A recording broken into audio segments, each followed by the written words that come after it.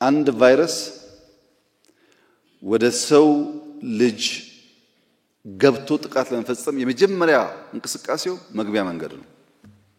ዋናው ትግል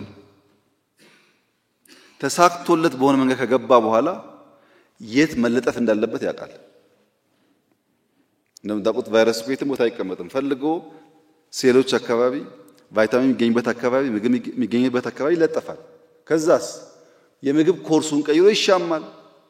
ከተሻማ በኋላ ያ ጤናማ የነበረው ሰውዬ ዘሆል አካሉ ይንቀጠቀጣል፣ ያተኩሳል፣ አዳዲስ ምልክቶች ይታያሉ።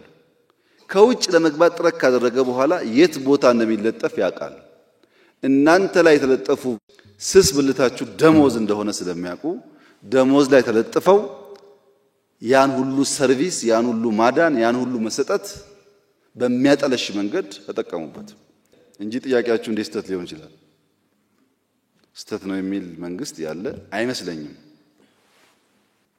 እና ቫይረስ አታስገቡ ወደ እናንተ። ጥያቄያችሁን ግን ፎርወርድ ማድረግ ምንም ችግር የለውም።